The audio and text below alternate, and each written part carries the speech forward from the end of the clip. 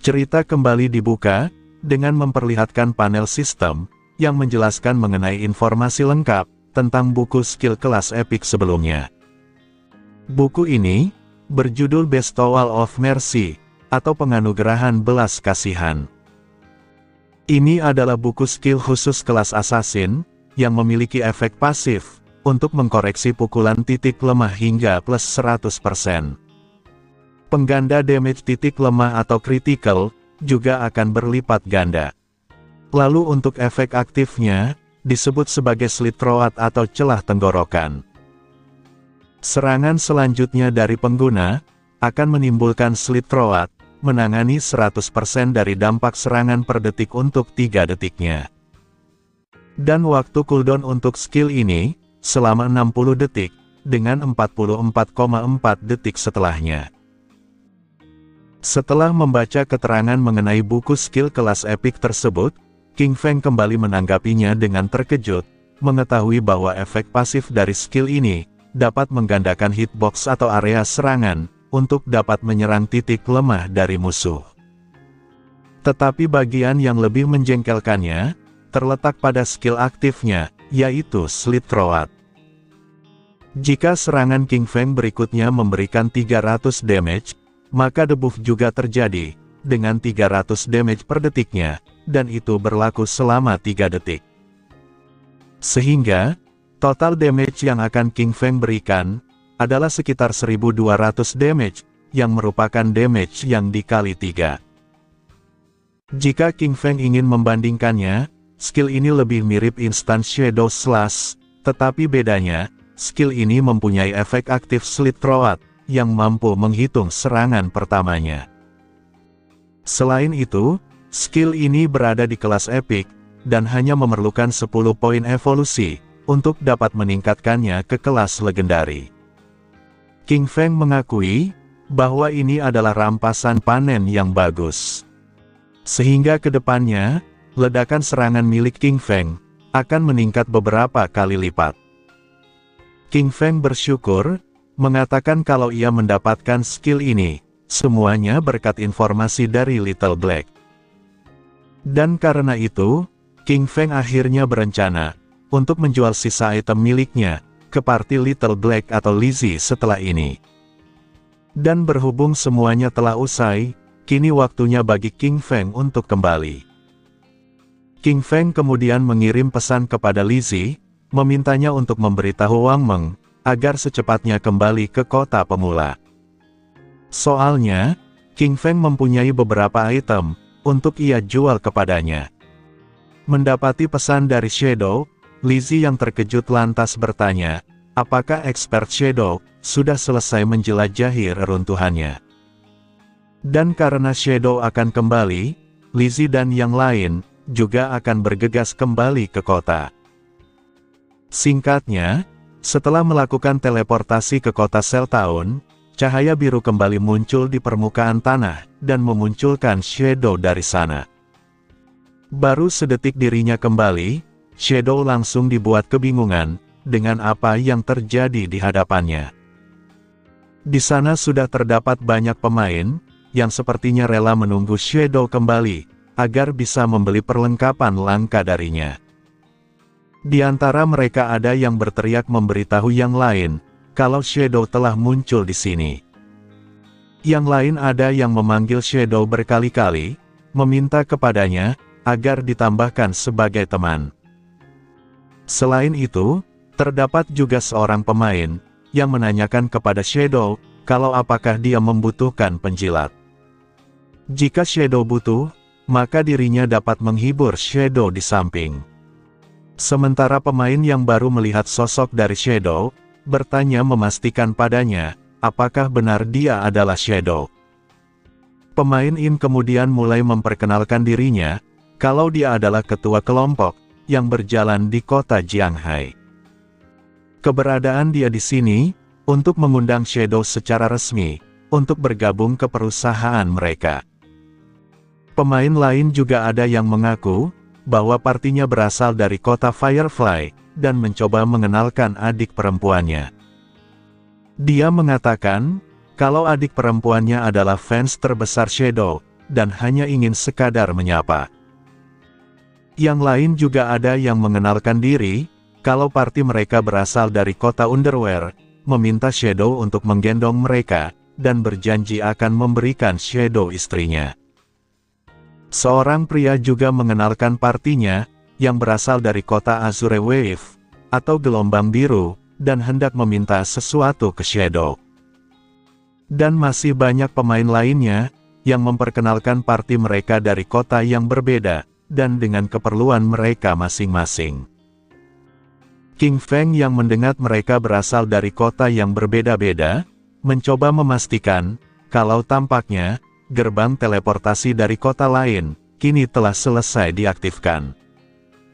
King Feng sejujurnya bersyukur, karena dengan ini, dirinya bisa pergi ke kota Firefly, dan menemui Song Fei di sana. Dan karena tidak ingin membuang-buang waktu, Shadow kemudian mengaktifkan skill bayangannya, dan segera berpindah dari tempat itu. Para pemain yang melihat Shadow menghilang, seketika menjadi terdiam, lalu diikuti dengan teriakan heboh, kalau Shadow malah menghilang.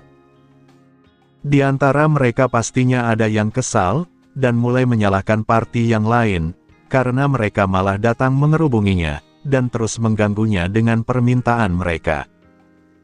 Tidak terima dengan perkataan pemain ini, pemain lain nampak menimpali, dengan menyebut kalau bukankah dia juga sama. Dia mulai mengejek adik perempuan dari pemain itu, dengan menyebutnya jelek sekali, tapi dia masih berani memperkenalkannya kepada sang expert.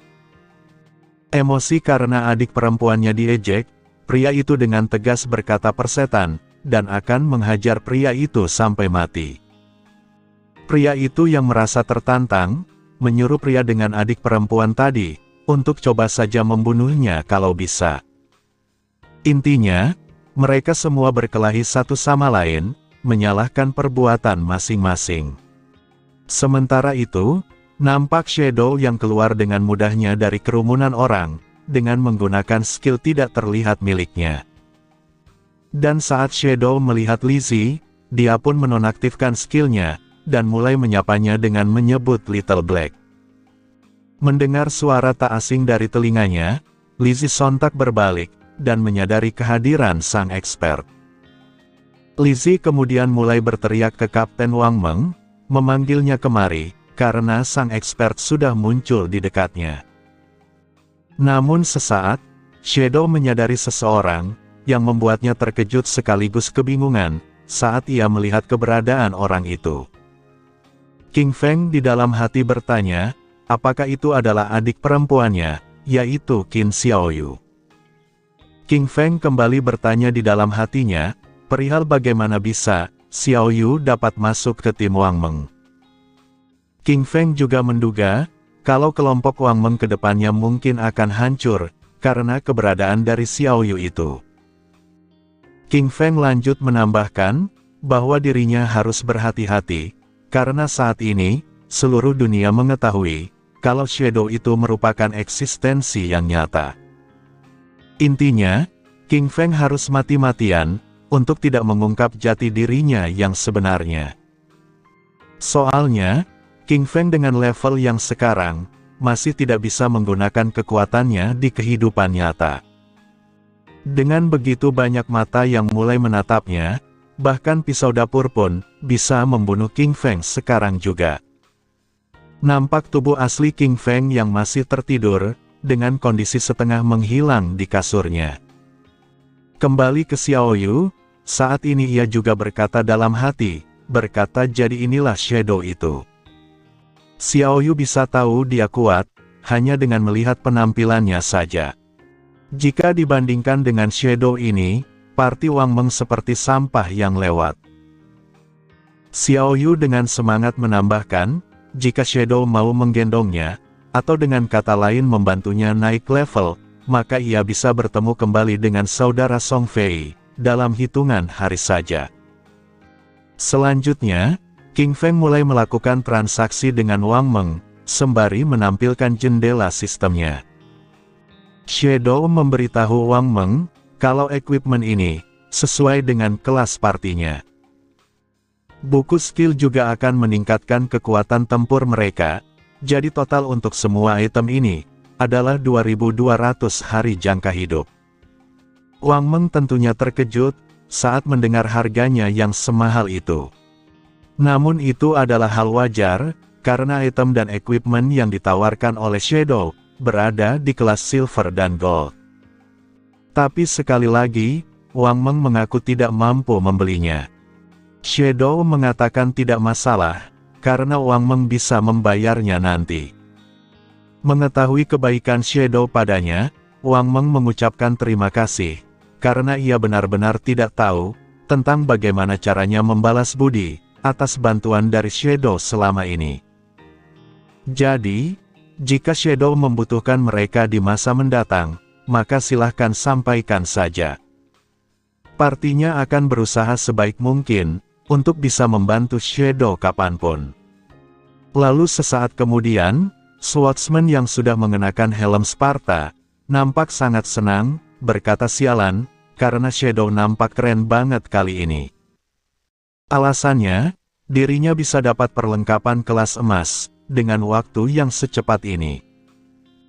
Wang Meng juga nampak terkejut saat ia menerapkan buku skill kelas gold atau emas miliknya, yang membuat DPS-nya naik drastis menjadi 3 kali lipat. Dan mengingat Shadow malah membiarkan mereka membeli semua ini dengan kredit atau utang, membuat Wang Meng yakin kalau itu artinya Shadow menaruh kepercayaan ke mereka. Hal ini membuat Wang Meng menangis bahagia dengan semua hal yang ia dapatkan. Xiao Yu yang berdiri di sebelah mereka hanya bisa melihat dengan senang saat party Wang Meng mendapatkan perlengkapan dan skill kelas emas. Ia nampaknya menunggu giliran saat Wang Meng memberinya perlengkapan khusus pendeta. Tetapi, saat Wang Meng memeriksa barang yang Shadow berikan, Wang Meng kebingungan dan bertanya mengapa tidak ada skill atau perlengkapan khusus untuk kelas pendeta di party mereka. Mendengar perkataan Wang Meng barusan, membuat ekspresi Xiao Yu yang awalnya semangat, kini langsung kecewa. Pemanah yang mendengar perkataan Wang Meng juga, nampak menatap Xiao Yu dengan tatapan benci, lalu menimpali, kalau tidak ada skill atau perlengkapan khusus untuk pendeta, maka itu tidak masalah. Soalnya, Xiao Yu beruntung, sudah menguras jangka hidup mereka di pertarungan sebelumnya. Dan Xiao Yu yang mendengar itu, sontak langsung bertanya ke Shadow, memperkenalkan diri sebagai pendeta di party Wang Meng, dan bertanya padanya, apakah ada perlengkapan khusus untuknya. Xiao Yu juga mengirimkan permintaan pertemanan ke Shadow, yang nicknya adalah Little Graceful, atau sedikit anggun. Saat meminta itu ke Shadow, Xiao Yu seketika dibuat pucat saat melihat tatapannya. Shadow memberikan tatapan benci ke dirinya, lalu perlahan tubuhnya diselimuti bayangan hitam, yang membuatnya seketika menghilang dari sana. Melihat Shadow menghilang secara tiba-tiba, Xiao Yu tentunya terkejut dan penasaran, mengapa Shadow malah mengabaikannya. Xiao Yu dengan melotot bertanya, perihal kemana Shadow pergi. Wang Meng yang melihat Xiao Yu diabaikan, mencoba memberikan alasan, kalau sepertinya, Shadow tidak mendapat rampasan kelas pendeta kali ini. Mungkin saja, Shadow akan mendapatkannya di lain waktu. Namun sang pemanah merespon dengan mendengus, berkata kalau sepertinya, Shadow seakan sengaja mengabaikan Xiao Yu. Lizzie di belakang mereka malah nampak terpana, saat melihat tindakan Shadow yang datang pergi sesukanya, seperti naga yang sangat keren. Ya, tidakkah mereka heran, mengapa semua anggota mendapatkan perlengkapan emas, sementara hanya dirinya yang tidak? Lalu, kita kemudian berpindah kembali ke Shadow, yang sudah berpindah cukup jauh dari sana, tepatnya ke depan tempat gerbang teleportasi. Shadow berkata dalam hati, bahwa sebenarnya, dirinya memiliki perlengkapan dan buku skill kelas emas, khusus kepada kelas pendeta di tasnya. Tetapi, mengapa juga King Feng harus memberikan benda berharga itu, kepada mantan adik perempuannya yaitu Xiaoyu. Sambil berjalan menuruni tangga menuju gerbang teleportasi, King Feng kembali melanjutkan penjelasannya. Kalau selain itu, seiring kemajuan King Feng ke depannya, King Feng akan memiliki banyak perlengkapan yang tidak terpakai, dan buku skill yang tidak menarik baginya. Menjual semua benda itu secara terpisah, tentunya akan membuang banyak waktu. Namun, dukungan Wang Meng terhadap pihak berwenang akan sangat cocok baginya untuk membeli semua item tersebut dalam jumlah besar darinya. King Feng tidak boleh membiarkan Xiaoyu mempengaruhi kerjasamanya dengan pihak berwenang. King Feng harus segera mencari seorang pendeta untuk menggantikan Xiaoyu di party Wang Meng secepatnya. Saat memikirkan itu, King Feng seketika teringat dengan orang itu.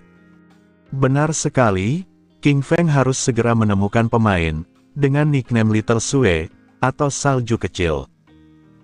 Nama aslinya adalah Gu Yuxi, dia adalah mantan manajer Guild Godslayer pada kehidupan masa lalunya. Wanita itu adalah pendeta kelas tersembunyi, yang mempunyai julukan White Avian Priestess, atau pendeta burung putih. Dia datang dengan burung putih miliknya, yang dapat memberikan skill penyembuhan, dan juga dapat memberikan buff kepada pemain lain. Menurut King Feng, Yuxi adalah satu-satunya pendeta, yang bisa solo atau sendirian, dalam mengalahkan bos monster kelas epic. Intinya dia adalah sekutu King Feng yang kuat. Jika dibandingkan dengan Xiaoyu, maka Xiaoyu benar-benar terlihat seperti sampah. Ya, julukan yang Xiaoyu berikan ke party Wang Meng, kini berbalik kepadanya. Dan kalau dipikir-pikir, King Feng kembali teringat, kalau Little Sue itu, juga berasal dari kota Firefly, sama seperti Song Fei. Shadow nampaknya sudah sampai di depan portalnya, lalu memeriksanya dengan tangan kanannya. Setelah memeriksanya, King Feng terkekeh sebentar, dan berkata kalau ini sempurna.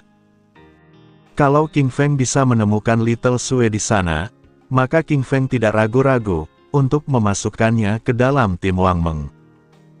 Panel sistem kembali muncul, memberitahu King Feng kalau dia akan berpergian ke kota Firefly. Singkatnya, setelah melakukan teleportasi melalui portal, King Feng akhirnya kembali muncul di kota Firefly dalam sekejap mata. Sesaat setelah ia muncul, King Feng dengan cepat mengaktifkan skill invisible-nya, hitung-hitung untuk melihat situasi. King Feng mulai berjalan menyusuri kota, yang dipenuhi bangunan arsitektur, dengan langit jingga sore hari. Saat sedang berjalan ini, tiba-tiba terdapat dia orang pria yang lewat, dengan wajah serius dan bersemangat. Pria yang satu meminta ke rekannya, untuk cepat kembali, karena nyawa dari bos monster kelas silver itu, tinggal setengah lagi. Mereka tidak boleh membiarkan orang lain mencurinya, karena kalau tidak, maka usaha mereka akan sia-sia, dan mereka akan mati, tanpa mendapat rampasan. Rekan itu kemudian menimpali, mengucapkan umpatan sial, karena bajingan Song Fei itu, membawa banyak sekali fangirl, atau fans perempuan ke sana. Dia bertanya, perihal siapa coba, orang yang bisa menandinginya. Ia menambahkan, kalau dirinya benar-benar tidak tahu, perihal bagaimana seorang selebriti kecil seperti Song Fei, bisa memiliki begitu banyak penggemar yang tidak punya otak.